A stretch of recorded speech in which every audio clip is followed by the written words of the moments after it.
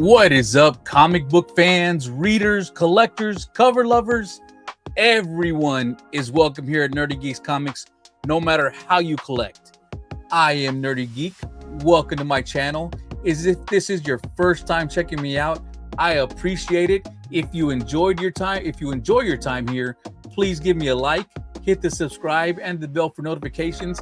I put out my new comic book day haul, my final order cutoff, and I do some live streams every week.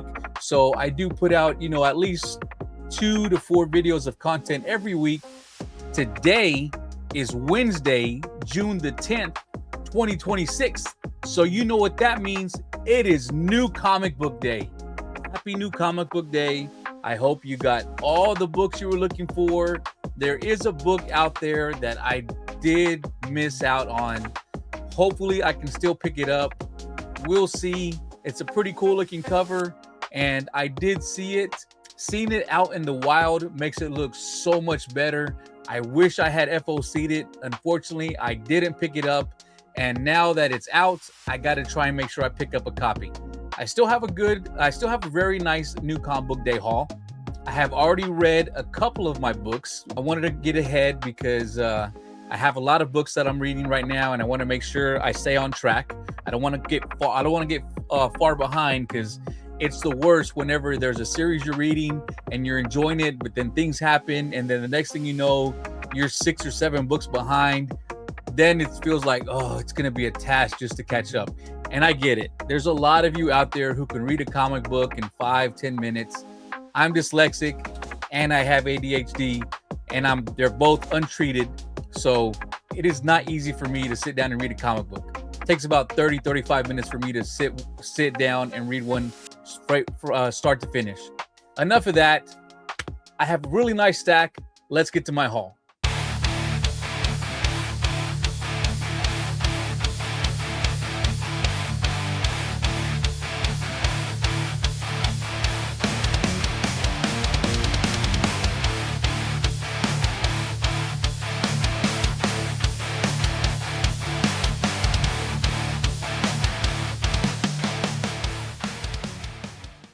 Okay, so to start us off is the book that everybody seems like they probably picked up this week, because from what I heard, it's sold out from the distributor. So if you didn't pick one up, go grab one. Otherwise, you're gonna have to wait for the second printing, which is already up for FOC. So that's how big this book was. And of course, I am talking about Absolute Catwoman. This is issue number 1. And this cover was done by Ben Gall. A really nice cover right here. There were quite a bit of variant covers for this. I really only picked up this one and the Carrie Andrews, but unfortunately I forgot to grab it. So I'm gonna have to go back and get that one. But I did order some, and they're gonna be coming in, so I do have it. Don't worry. But this is the one I already did read, and I liked it. I thought it was a fun story. You get some background about, Selena Kyle here. Where she's from, what her background is, how she grew up, friends she had growing up, and then of course you do get your modern story. It's one of those that starts off modern, goes back, comes back, goes back. I enjoyed it. I'm looking forward to reading this series. So hopefully the rest of the series is just like this one, because I really enjoyed it. All right, next up is another series that I'm not reading. I'll probably give it a shot once, I get my backlog down. But right now, this is mostly cover buys. And here we have Alien King Killer.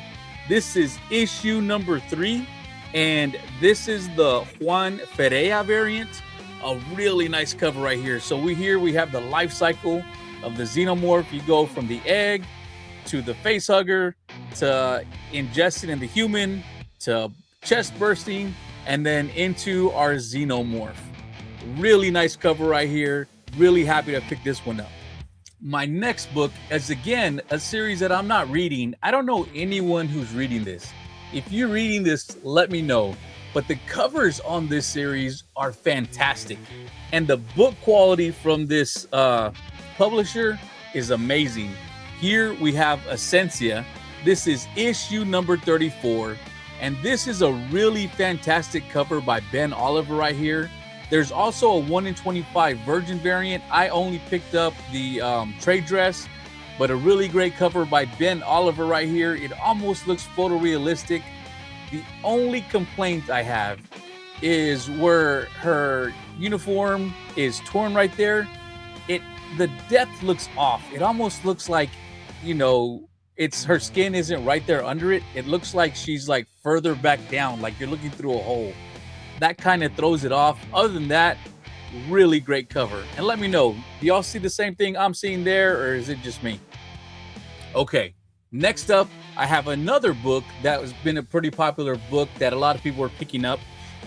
This is a cover buy, but also there's something that came with this book that I was really excited to get. And also, I'm planning on reading this. Hopefully we get a good read out of it. And here we have Avengers Armageddon. This is issue number 1. And this cover was done by Dyke Ruan. A really nice cover right here. So I am looking forward to reading this series. Hopefully we have a good read, because I want to be able to pick up more Marvel books and enjoy the reads. For as of right now, usually if I'm picking up Marvel, it's because of the cover alone. The only series I'm actually reading and caught up with right now is Uncanny X-Men. I still am enjoying that. But I also picked up this cover, which is the Ryan Stegman cover. And of course, it is a Magic the Gathering variant. So a really nice cover right here. My son has recently gotten into Magic the Gathering, so I did want to make sure I did pick this up, because he was looking forward to getting the card that came with it. And it's actually kind of a foil card. If you see that, it's a foily looking card. So both books had the same card in it. It's obviously that cover right there. I don't know if I just got lucky or if they're all foil, but both of mine were foils. So really happy to pick these up as well.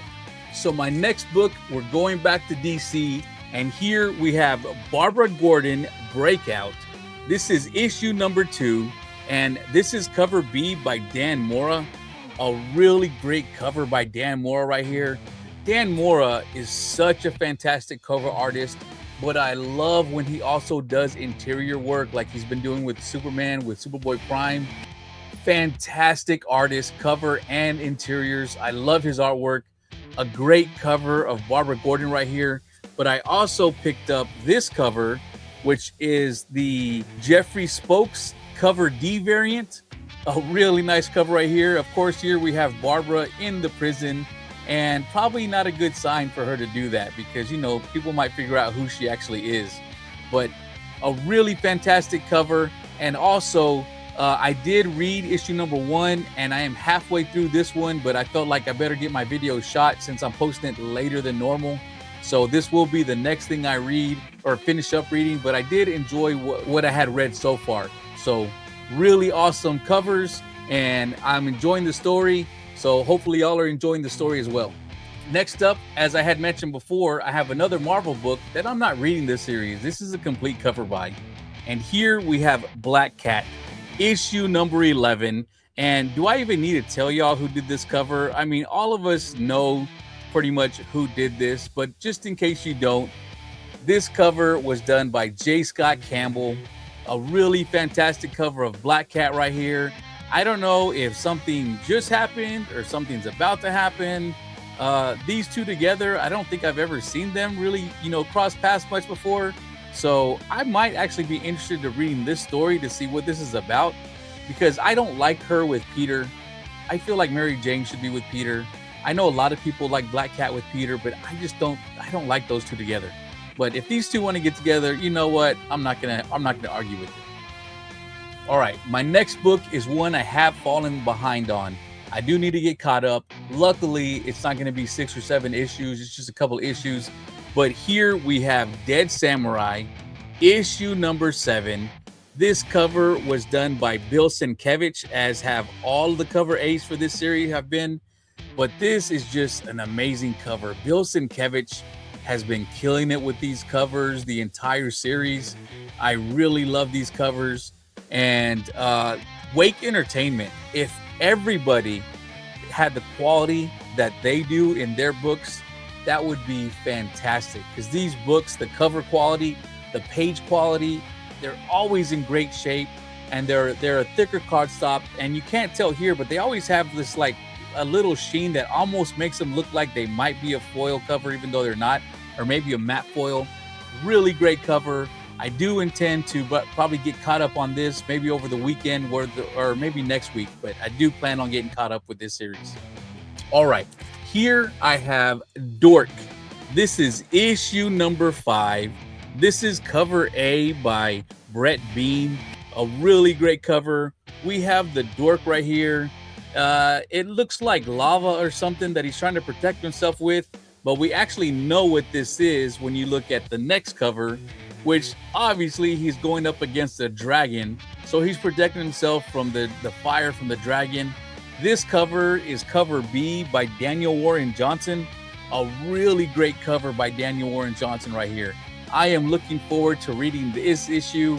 I think the last one I read was issue number 3. So I do need to read number 3 or number 4 and 5, but I do plan on reading this one really soon. Probably today, I'll probably be able to get this one done. All right, my next book is an indie series. I love my indie books. I don't know if y'all know this, but I tend to pick up a lot of indie books. Usually my indie titles double DC and Marvel combined, but I love indie books, and I've been praising this indie book since it came out in issue number 1. We're getting close to the end of this book. I don't know if this is just the first story or if it's going to be ongoing. I've really enjoyed it. I know there's going to be at least 2 more issues, so I don't know if it's ongoing or not. But here we have issue number 12 of Ghost Pepper. I have enjoyed this series. I am completely caught up. This is definitely going to be the next book I read right after I finish Barbara Gordon. I have loved this series since it came out. It's a very anime-style post-apocalyptic story that I could easily see end up being an animated series. But a really fantastic cover right here. We have Loloi. We have, I believe his name is Toggle. And we have Ash finally confronting Baltar here. So I'm really looking forward to getting into this one. But I also picked up cover B, and this cover was done by Hickam Habchi. Again, a really nice cover right there. So there we have Loloi, we have Ash on the cover, and this last issue, a lot of action in it. This one should also have a ton of action in it, because the way that last issue ended, it looks like this is just going to really keep going and getting bigger and bigger. I have enjoyed this story. If you haven't read Ghost Pepper, go pick them up. Again, I'm going to tell you, issue number 1, you get a lot of information thrown out at you. So don't judge it by issue number 1. Read issue 2. But when you're done by issue 2, if you don't like it, then maybe it's not your cup of tea. But I have really enjoyed this series, and I'm glad I did not give up on it after issue number 1. The next book I have to show you, the cover has nothing to do with the actual book, but here I have Jay and Silent Bob, Jays of Future Past, issue number 1. But of course, this is the Magic Gathering variant by Rudy Cisuanto. I don't know if I pronounced that right, but I gave it a shot. And of course, we have Lucky, the pizza dog. Oh, look at Lucky, the pizza dog. What a cute boy. A really great cover. As I've been telling y'all, I've loved all of these Magic the Gathering covers. I hope to pick up every single one. A lot of them I have missed because they don't show you the cover. So I just kind of, blow by it, not noticing that that was actually a Magic the Gathering variant. So on New Comic Book Day, I do have to go back and look and see what did come out before I missed out. And there's a ton of these. But a really great cover of Lucky the Pizza Dog right here. Next up, I have arguably one of the, if not the most famous covers that Supergirl has ever been on. It is a facsimile of Supergirl and the Legion of Superheroes, number 23. And of course, this is a facsimile of the 1 in 10 Adam Hughes variant. Of course, this is a very famous cover that all collectors, or just about most collectors, would love to have in their collection. And here we have a fantastic facsimile of it. So this came in a regular trade dress. We got a foil variant, and then there was also a blank sketch variant if you wanted to pick that up.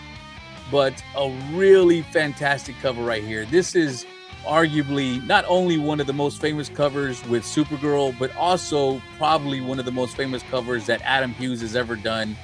I am lucky enough to have recently picked this up in the original cover in a 9.8. Really excited to have that, but of course I still wanted to pick up one of these. It's just a beautiful cover, and if you don't have one, here's a really cheap way to get one. Really beautiful cover right here by Adam Hughes. My next book is from arguably the hottest comic book artist of last year. This year, he's not doing that well, but he still put out a really great cover right here. And of course, I'm talking about Mark Spears, and this is Mark Spears Monsters, issue number 0. And we have a fantastic homage of I can't think of the actual book and cover, but it's one of the pre-code horror books that everybody wants to collect. And we have the Slayer right here, who just decapitated a vampire. Really fantastic cover by Mark Spears. So I know Mark Spears, his popularity has kind of dropped lately, but when he does his monster books and that's his wheelhouse, he still does fantastic covers. And this cover is a great homage to the pre-code horror. Really happy I was able to pick this one up. So my next book I have to show you is a book I've picked up every issue of so far. And this variant, this ratio, I have picked up every single copy so far. Hopefully, until this series ends, which I think it ends in maybe 1 or 2 more issues, I'll be able to pick them all up. But here we have Mega Man X. This is issue number 4. And this is cover D, which is the 1 in 5 by Jeffrey Chamba Cruz, which is, of course, the Super Nintendo variant. He's been doing one of these for every single issue. Every one of them has been a fantastic cover. I love these video game homages, and this one has been one of the best ones that have been coming out. Really happy that they've continued this, and I'm going to pick up every single one that I can that comes out with this series. And like I said, I think we have 1 or 2 issues left before the series is over. So really fantastic. If you're a video game collector or a Mega Man fan, this is a fantastic book to pick up.